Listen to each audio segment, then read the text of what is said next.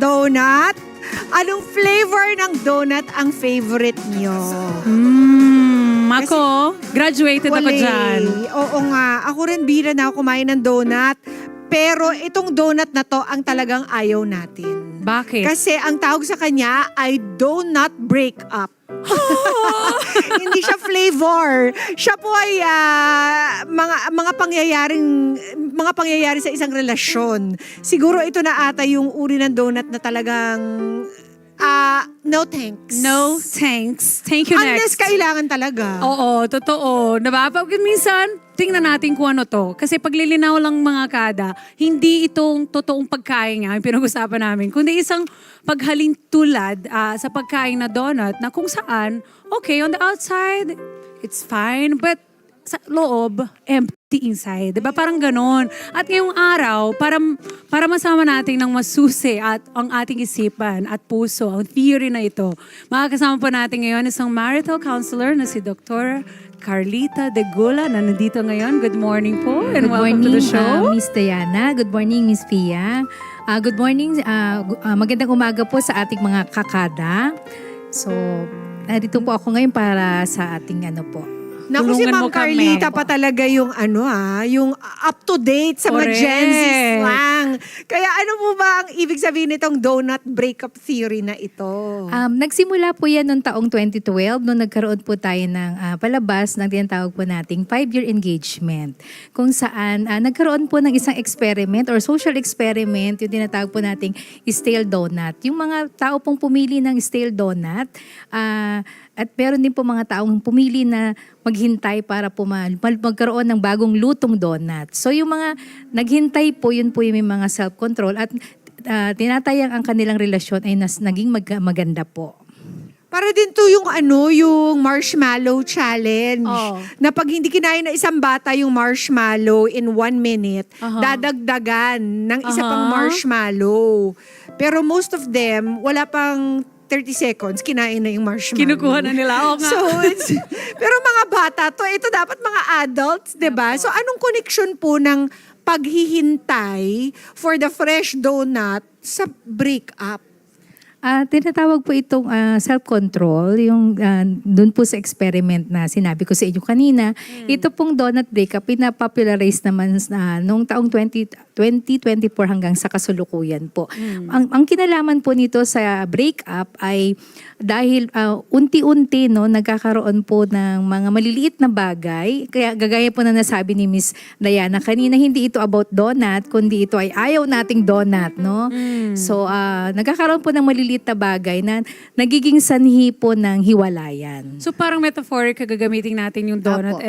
as parang pareho lang dyan sa pagkain kapag hindi ka marunong maghintay. Apo. Baka kakainin mo yung alam, di ba yung Apo. usually ganun. So wait, sa ganitong breakup, mukhang masaya kayo bilang mag-partner, Apo. pero may something na kulang. And then that was also because yung tao na yan, na nasa relasyon na yan, hindi siya marunong maghintay sa right timing sa mga bagay-bagay. Paki-connect po. Ay, opo. Hindi ko pa magets yung connection sa ngayon. Diba? They use Apo. this metaphorically. Siguro let's just talk about the donut and Apo. how it looks like it's whole but there's something missing. Pwede rin, Oo, correct. kaya siya naging donut breakup theory. Ganun po ba? Opo, kumbaga po sa outside, maganda siya, masarap, maraming flavor, pero po meron po siyang butas. No?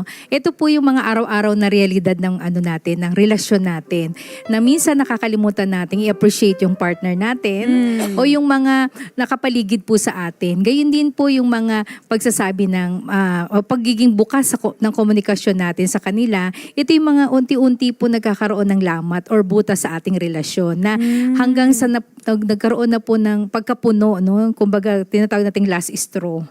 So hanggang sa lumaki po yung butas. Tama po yung dinedescribe namin earlier na parang the small things matter. Apo, apo. Small things matter when you appreciate it and small Yes. things matter also when there's a problem in the relationship tapos hindi po na needs to be- nasusolusyonan or hindi po na-address. So, ang pakiramdam ay parang meron kayong relasyon pero merong kulang na hindi mo ma-pinpoint. Opo, yun po yun. So, Parang- paano po siya paano po gagawa ng solusyon itong ganitong bagay bago pa mauwi sa breakup? Yes. Opo. Mahalaga po sa isang relasyon ang commitment. Ang pagmamahal po ay hindi lamang binubuo ng pagsagot natin ng oo. Ito po ay araw-araw nating pagtugon, no, sa ating sa mga partner, mga pangangailangan nila. Ganun din yung pagbibigay ng kanilang mga pangangailangan, appreciation, at ganun din po ang bukas na komunikasyon sa kanila. Dahil ito po yung tinatawag nating safe bulb ng ating relasyon. So kahit walang issue or walang away, pwede ring mauwi sa breakup Yun. dahil empty yung feeling eh. Actually, yan yung pinaka-ano yata eh. Yan yung pinakamasakit. Yeah. Kapag hindi na nag-aaway, parang ang ano mo, tama ba? Aray-aray. Wait, ayoko maging case study na naman. Ang feeling mo, parang wala nang pakialam ang isa't isa para oo. mag-away pa. Actually, oo. So parang it's mas matindi, mas malala masakit na. siya. Oo. So mas maganda pa pala yung parang nag-aaway pero nag-aaway in the right way. Merong tamang pag-aaway, hindi po ba? Mas maganda yung may trigger. Ito kasi walang trigger na. 'Di ba? Nothing will trigger you. Wala kasi wala na, ka dead ng mo pake. ka na. Basically, wala ka ng pake. Parang ready ka na mag-next. Oo. Mag-thank you next. You're waiting sabi for the ni donut to Ariana. spoil. So ano po ba yung dapat gawin? Dapat bago pa mauwi sa parang, ay wala na akong pake kasi hindi naman ako pinapakinggan eh. Kasi merong ganun. Correct. Parang once upon a time, you really made an effort Yep. to make this relationship last Work. by Oo. taking it up with your partner kapag meron kang issue. Because you want to make it work. You want to fix. You want to solve it and then you Yes. want to make it work. Pero kapag hindi ka pinapakinggan at puro excuses na lamang ang naririnig mo or kahit anong pagsabi mo ng maayos na parang you say I instead of you. Di ba sabi nila, don't never say you sa inyong mga discussions True. kasi nagiging defensive lang yung kausap mo. Attacking yung dating, Oo, di ba? Pero parang, pag ikaw kasi hindi mo pinapakinggan. Ikaw kasi ayaw mo magbago. Iba Ikaw doon kasi, sa, I feel that I you... feel like you're not listening to me. Yes. Try nyo lang. Baka lang magkaroon ng difference. Totoo. Kapag hindi napapansin pala yung mga ganyang klaseng mga reaksyon, after a while, sasawaan ka na rin. True. Ganun so, ba yun? ganun yun? Nagiging toxic na po kasi yung relationship. Mas nagiging, higit na sa pagiging masaya, nagkakaroon ka na ng mga stress, yung chronic stress natin, nagiging anxious na tayo sa isang relasyon dahil po dun sa mga maliliit na bagay na nag-pile up na or napuno ka na po. So, mahalaga po na yung ating relasyon ay para po siyang garden, no? Tayo po ay magbibigay ng fertilizer, ng mga rekado para po ito ay lumago at maging maayos yung relasyon po natin. Lumago katulad ng flower ni Doc Carlita.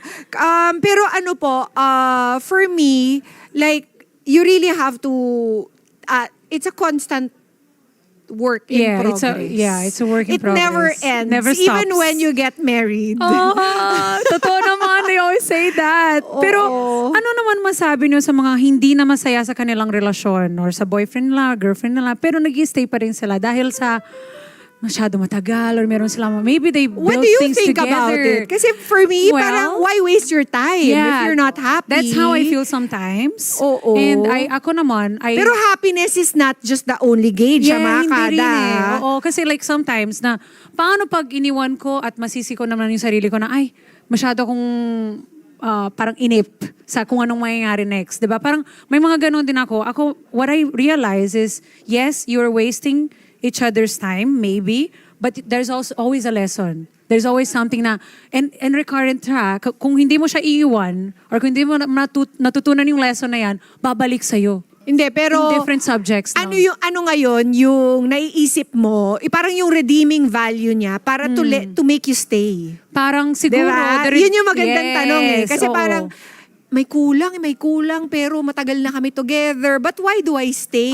Correct. I Why also do you question stay? myself that. Kasi ako, Oo. before, I would say na parang sayang naman. Ganon. Nag-5 years na rin kami. Ganon ako. Pero meron ka talagang breaking point. After Meron. a while, yung sayang naman, nakalikom na ako ng ganitong, nag-google na ako ng ilang taon True. para sa relasyon na to, can only last for so long as an excuse to stay. Yeah, totoo yun. Kasi in the end, parang, do you still feel fulfilled? Do you feel Yeah. seen?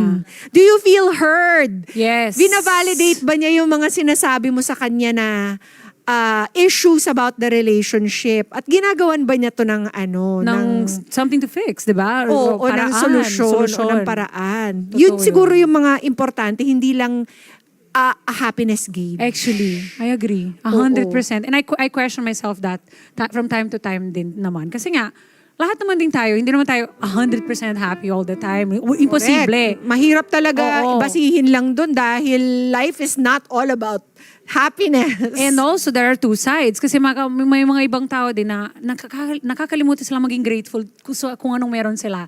So parang hahanapin pa nila sa labas. And then mamaya, ma-realize nila, ay, okay, nandun na pala yung kailangan ko. Pero I was just too much for the situation. And hindi ako grateful to see kung anong meron ako na dapat i-value ko. Pero yun, it's actually something that we should always do a reality check, probably. Ano dapat Apo. i-write Meron po- down? Dapat po, meron po kasi tinatawag tayong sunk cost policy, kung saan nanghihinahing tayo sa mga taon na ano po natin, na invest natin sa ating karelasyon o talked about pagmamahal this po. here. So yun po. So dahil po doon, ayaw na po natin, dahil naniniwala tayo na maaaring magbago pa. Pero sa kabila po ng ginawa natin, nandun na po lahat ng mga hakbang na ginawa natin. Tayo po ay nagkaroon na ng komunikasyon sa kanya at lahat na po. Yun lang po yung pumipigil sa atin. No? Pero ang mas maganda po nating gawin ay matuto po tayo mag-let go kung nakita na po talaga natin na hindi na po magwo-work.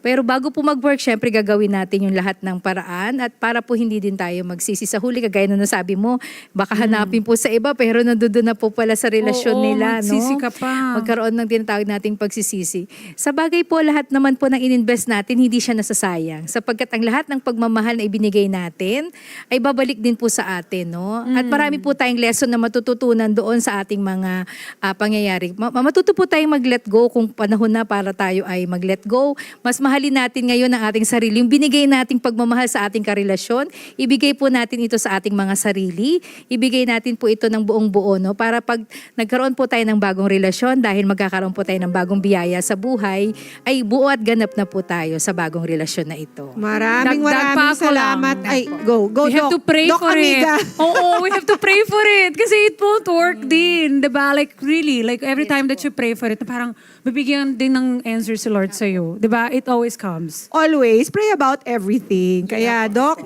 saan po ba kayo pwede makontak ng ating mga kada for their other donut concerns? Ay, opo, donut concerns po. Donut concerns. Baka po umorder sila sa akin ng donut. Kaya nga, Opo. Doc.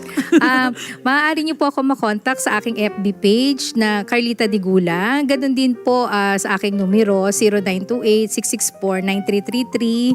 At doon po, nagtuturo rin po ako sa Our Lady of Guadalupe Colleges at Pasig Catholic College po. Maraming salamat po mga kakada sa pag-imbita po dito sa akin. No?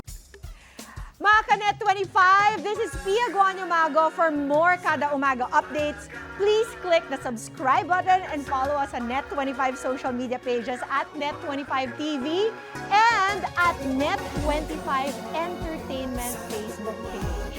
See you guys. Bye!